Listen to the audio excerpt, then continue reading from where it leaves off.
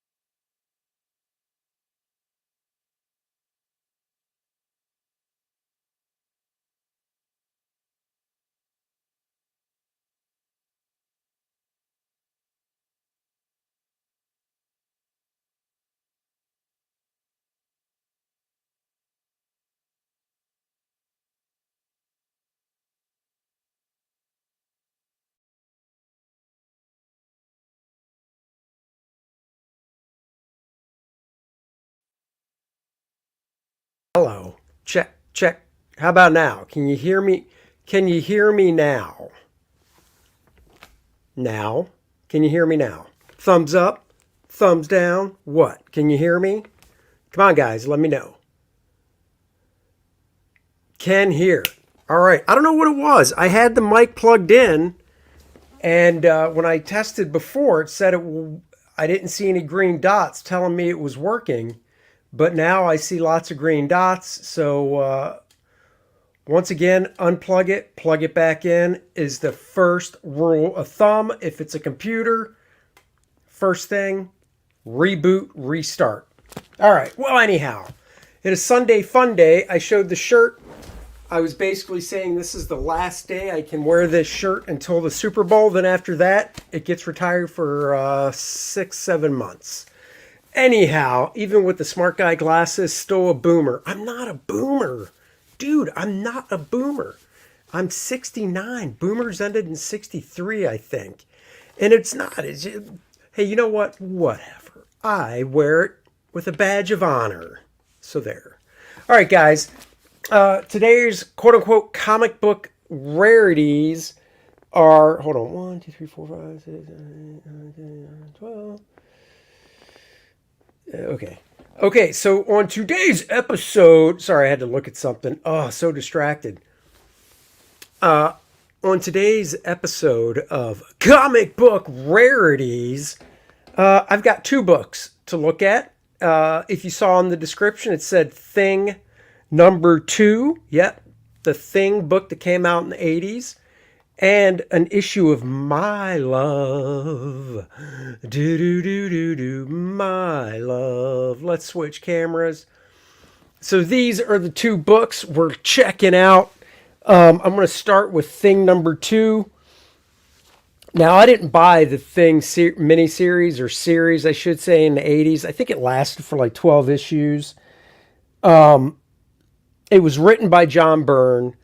Drawn by Ron Wilson. I like Ron Wilson's work, but I mean, I was just never a huge like, oh my God, it's the Thing, I got to get it. But I picked this one up because, and I don't know why, but John Byrne decided to do the inks over Ron Wilson. And when John Byrne inks somebody, he's pretty heavy-handed. Like, you can tell it's John Byrne inks, and sometimes you might even go, oh my God, did John Byrne draw that? So if you look, it has the hallmarks of the way Byrne does metal. The proportions on the thing aren't exactly what John does, but it looks like it. Yeah, like all the tech. It makes me wonder how tight Neil Adams Cracker Jack ad.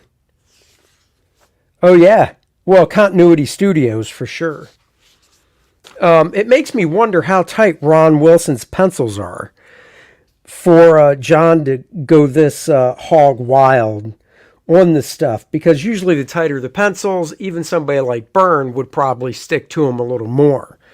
There's a great Incredible Hulk annual that John Byrne inked the cover over Sal Buscema. And I mean, honestly, when you look at it, you just think John Byrne drew it. But I know Sal's pencils are more old school in regards to being looser so the inker can actually interpret the pencils. And that's, I have a feeling, is what Ron Wilson's pencils looked like back then. I mean, this stuff, even kind of the layouts, look John Byrne. But I think if you showed this to somebody, until you get to real people faces like this guy, Mr. Fantastic, that's not a Byrne Mr. Fantastic face for sure.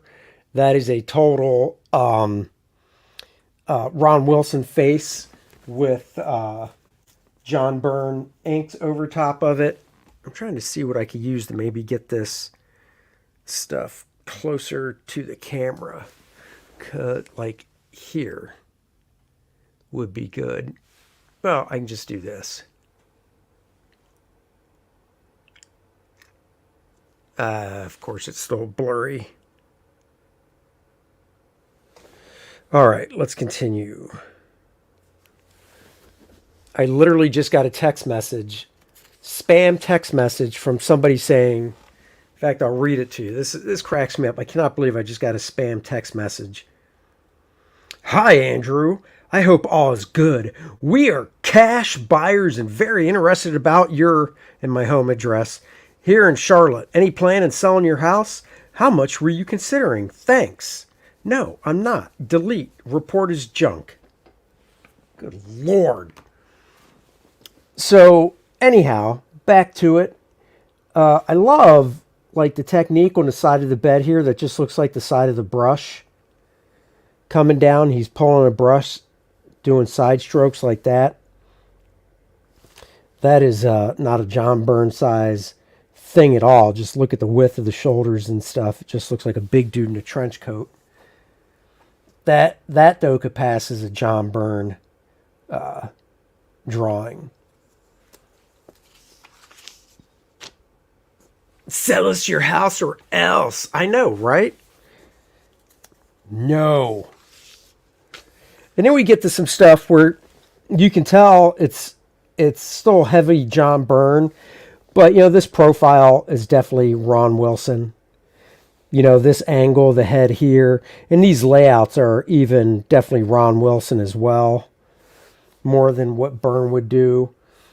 That you could almost say is a John Byrne face, like you might think John Byrne drew that as well and didn't just ink it.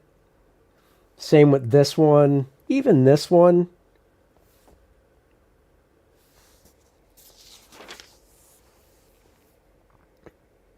I just, Byrne is one of those guys.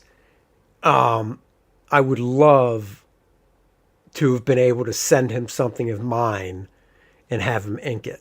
That just would have been so freaking cool to have done. Just to see what he would do with it. Even a breakdown I would, and let him just totally do finishes. I mean, you see John's rendering style that he was doing at the time all over this stuff. This is funny because, like, if I had to draw a football field, in a stadium, I would have, even at this size, I would have Google image searched the inside of a football stadium and drawn so much detail Not, and I'm not saying in the crowd, because the crowd, for this size panel is fine.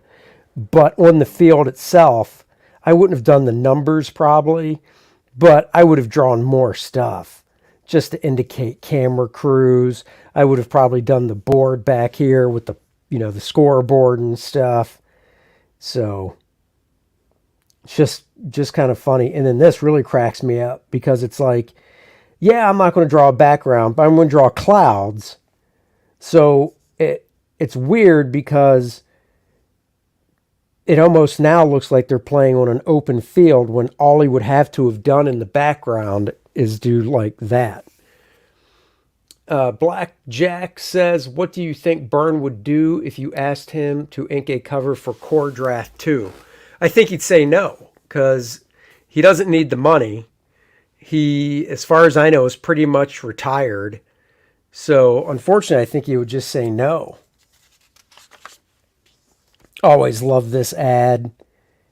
I can't remember who drew it. For some reason, I thought it was Paul Smith, but it's not Paul Smith, but I always dug that.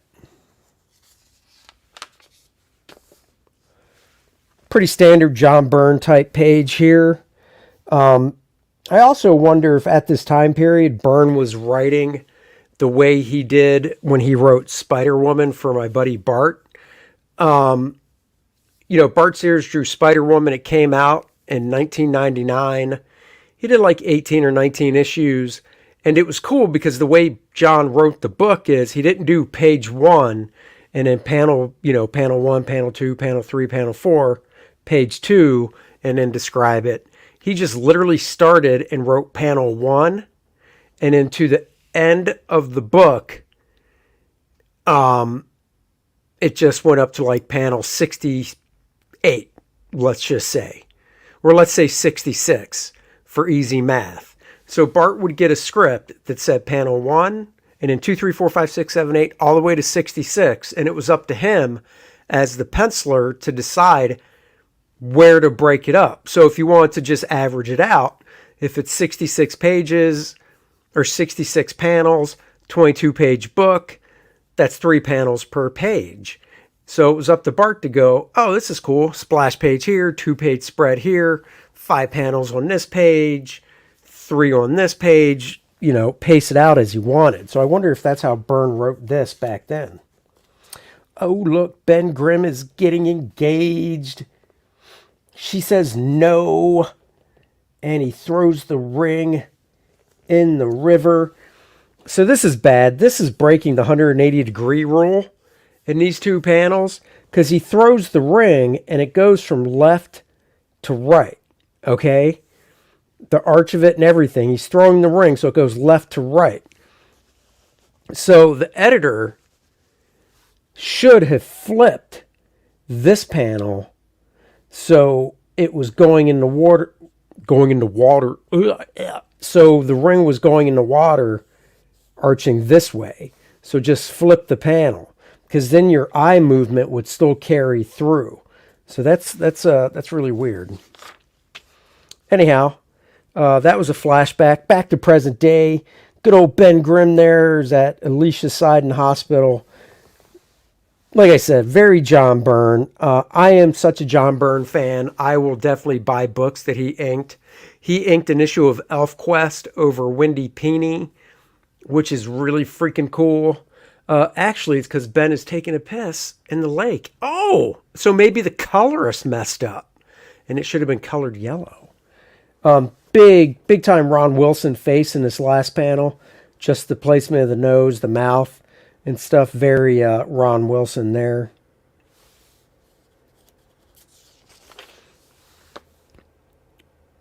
This looks like a Byrne layout in that panel.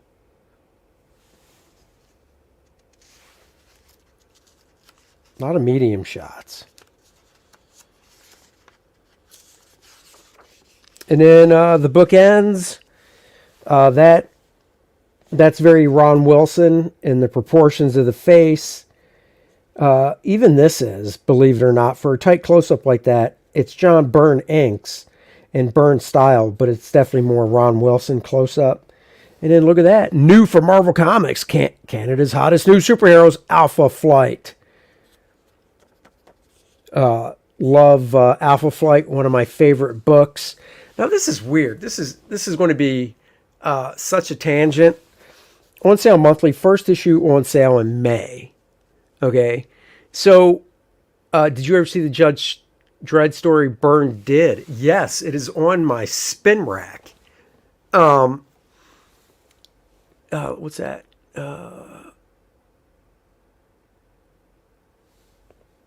Reed looks like a Bob Layton. I kind of see that.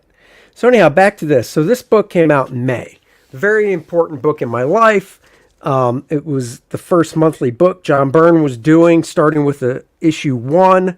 I love Alpha Flight. Very important book. I still own my copy I bought as a kid, or the whole run, and I've got an Alpha Flight poster. So it's funny, it comes out in May. Well, I was just looking through something. I was just looking through a book the other day, and it had an old book. Actually, I was looking at Captain Marvel #1 from 1999, when Peter David wrote it and Chris Cross drew it. And it had an ad for John Byrne and Bart's Spider-Woman. And Spider-Woman #1 on sale May 5th. And I'm like, oh my God, that's so weird. May 5th. This book went on sale 4 years to the day before my daughter was born. So May's an important month for me in my life. So you backtrack, and I know this is all coincidence, but I kind of look at it like maybe it's the bigger picture. Alpha Flight #1, 1983, comes out May. Spider-Woman #1 comes out May 5th. My daughter is born May 5th. Just weird. All right, anyhow, back to this. Jared says hi. Hello. Past Master Dan, my cousin Joanna had that comic. This one? That's cool. I love these romance comics, Marvel, DC, whatever. I've said it before, if you want to study good storytelling and good character acting, these books are great because there's no superheroes in it, so it really shows how to do nice, quiet scenes. So, but the thing I love about this book, first story right out of the gate, John Buscema pencils, John Romita inks. And this is a reprint from My Love #3. So in issue 38, they're like, let's just throw a reprint in. So once again, John Buscema pencils, John Romita inks. Two major talents in the business working together. I love this camera angle. Like the camera's real low in the passenger seat. You're looking past it. It's framing up the couple. She's like, oh, there he goes. But anyhow, back to the inks. John Romita usually is a heavy-handed inker too. So when he inked Gil Kane, you were like, oh man, those are John Romita Sr. inks. When he inked Ross Andrew, oh man, those are John Romita Sr. inks. He inked Ron Friends a few times. When he inks his son or inked John Romita Jr., you could definitely tell. Now, maybe it's because this was a book that came out originally in the late 60s. His inking wasn't so heavy-handed, because you can still look at this and go, oh man, this is John Buscema.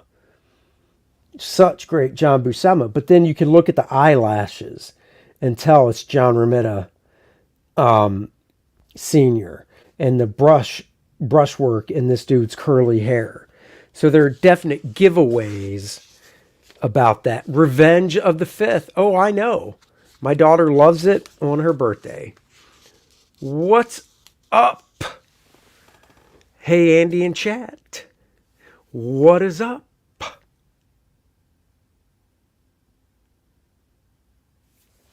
Aviator Surge in the house. This face, very John Romita Sr., the way the lip is done. The eyes. John Romita's giveaway when he does inks are definitely the eyelashes. Some people, when they ink John Buscema, will give, the indication of hairs in the eyelashes. John Romita Sr. is pretty much a big, fat, one-stroke type eyelash. I was actually talking to Bart one day, and I said, when I look at John Romita Sr.'s faces, and the way he does noses and eyes, I can really see that in your work. And Bart was like, really? And I was like, yeah, dude, look at the way you do eyelashes and the little noses and stuff on women. And it looks very John Romita Sr. Lots of 1, 2, 3, 4, 5, 6, 7, 8 panel page here. Tons of storytelling. Just great layouts. Very nice coloring with the limited palette they had back then. You know, her focus on the foreground, the background is a monochromatic color. Same with this panel. This panel is pretty much all the other people are knocked out in this gray color. The main people are yellow. Really nice. Great stuff here. That's a very John Romita face, inking wise. But I love their work. And maybe somebody in the chat can tell me, because I can't think off the top of my head of a regular superhero Marvel comic that John Buscema did that John Romita inked. I know they worked together on a few love stories, romance books, but that's all I can remember. Now this, my friends, is a great story because if I'm not mistaken, damn it, I'm looking around. I'm almost 100% positive this story is by Alex Toth. This is Alex Toth. I don't have the book it was originally presented in, but usually Alex would sign his stuff somewhere. So not only do you have a great reprint, Blackjack nailed it, in issue 38 of a story from My Love Number 3, which is more expensive, you've got a nice Alex Toth story in here. You know, Alex does great faces. His staging in each panel is so nice. This medium long shot is staged really nice. The way he did the black placement. You know, it's funny because when I draw interior scenes, and it's probably because I grew up in an era where it wasn't computer color, but you know, when I started working in comics, it was flat color still, but I would never think of doing a scene that might be taking place during the day where I would put black on a wall. Because like this reads to me like it could be mid-afternoon or daytime. You know, you don't know because of the color. However, this scene, with the way the color's done in the panel, reads as nighttime. So I love that. Danny says John Buscema worked on Spider-Man, and I believe it was inked by John Romita for more than one issue. Donnie, I will have to look that up because I know John did some Spider-Man. I don't have all of them. I have a few of them. But I don't know if Romita ever inked the stuff. Did Romita do I think Romita might have done layouts for an issue that John did. I'll have to look.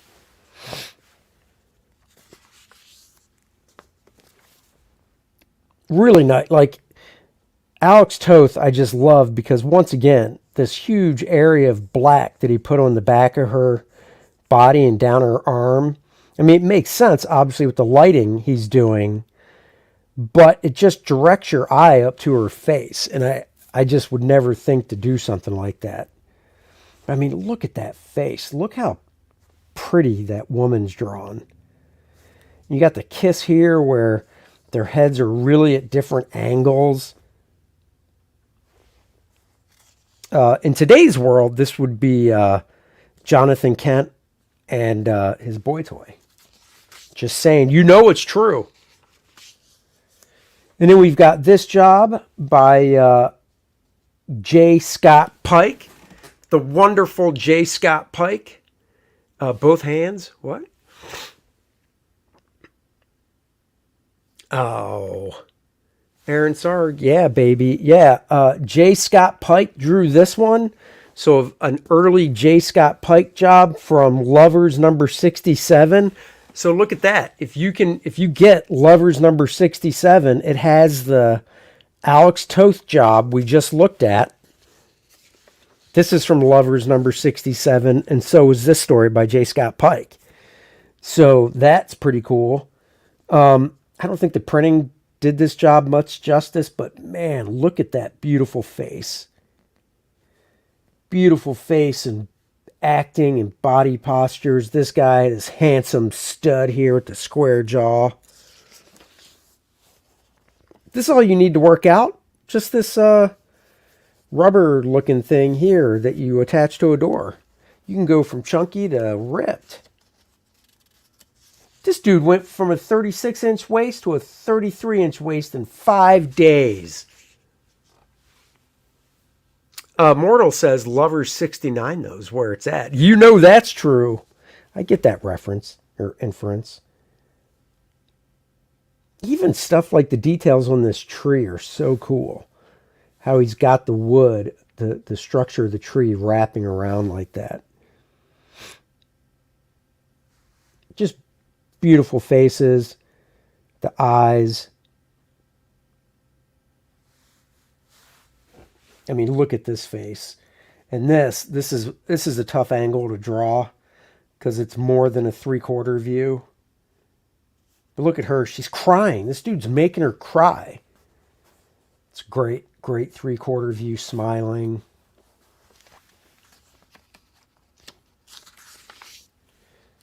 Nice Spider-Man ad. Looks like it's Ross Andrew on art. Definitely is. That's a Ross Andrew pose. And in the last page, just a great artwork. I'll be honest. I think I read this story by John Buscema and John Romita. I did not read the other two. This is spin rack next to my desk material right here. No messing around. Love this stuff so much. This is also on my spin rack because of just the inking. Toth was definitely a genius at drawing a man and a woman kissing. Yay was. So want to show you guys that stuff today. Thought you would enjoy it on this episode of Comic Book Rarities. Let me do this. Hello, I'm back. Let's see. Marcus says, mostly it was Buscema layouts with Jim Mooney on finishes, but number 72 with the Shocker has Buscema layouts, Romita pencils, and Mooney inks. Yeah, see, that's what I was thinking too. And I mean, if Romita did the pencils over Buscema's layouts and then Mooney inked it, you never even really know John did anything. J. Scott Pike created the character of Dolphin. He did. And I did one of these comic book rarities a few weeks ago with that issue page by page. So go back on my YouTube channel and look for it and you can see that. He was a pinup illustrator painter as well. Yes, he was. The audio isn't synced. What are you going to do? Can't do much about that right now. Don't know much about history. Don't know much biology. I just know the girl I took. Her butt shook. All right, had to do that because, of course, we need to talk about Kor-Drath, the campaign, Kor-Drath, the reckoning. It is a reckoning, guys. We're building slowly. We're less than 500 away from $76,000. 1,221 backers. Thank you guys so much for that. I don't know why the audio was behind. That's weird. Let me just see something here. Yeah, that's weird. I don't know. Anyhow, 1,221 backers. Guys, if you haven't looked at Kor-Drath yet, please go check it out. There's a link in the description below. It'll take you here to the campaign, and then you can get to here, and you can read the first 8 pages of Kor-Drath right here. That's weird. I clicked it. I don't know what's going on. It still shows story. Let me see something. That's very weird. Okay, well, anyhow, it did not share. Let me see. Huh. Okay. Well, anyhow, you can click it and read the first 8 pages. They can be blown up larger than what you see here. There's 5 different covers.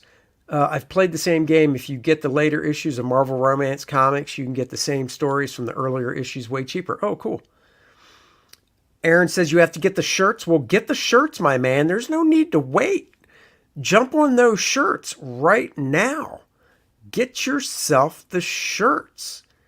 5 different covers to choose from. So if you've already backed it, go back, get a different cover. You can get all the covers in one tier. You can get all the covers and the hardcover oversized edition, artist edition as well. We've added the Lilith trading card for $5. So guys, go check it out. It is Conan meets Game of Thrones. What does that mean? People ask. Conan is the savagery and brutality of a Conan story. And Game of Thrones, which, yes, was pretty savage.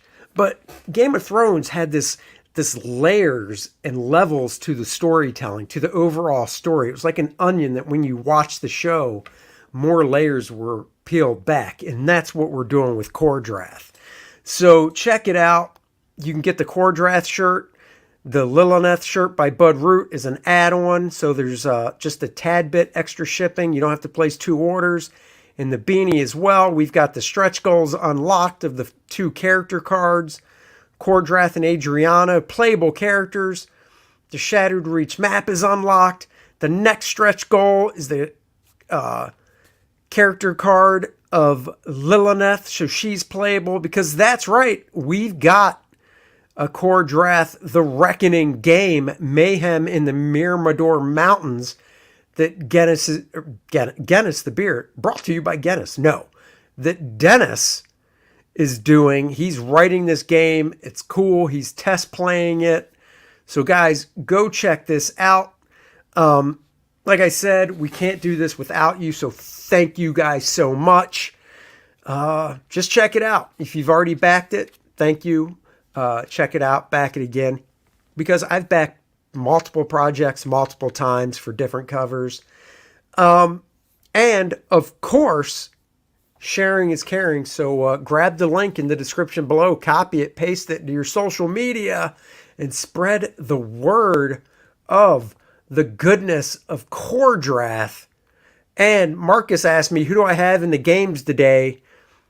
I can only tell you what my heart wants, because I think the games are pretty evenly split.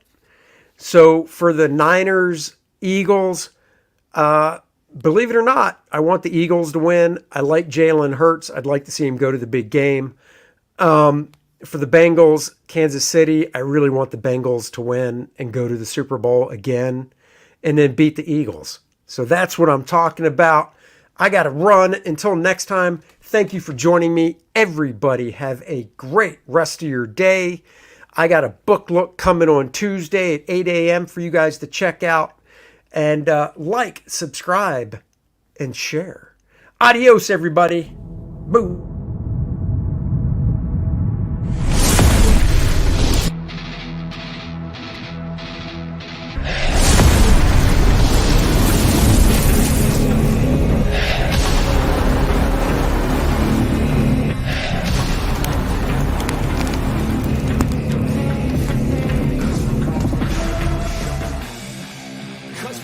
Retribution!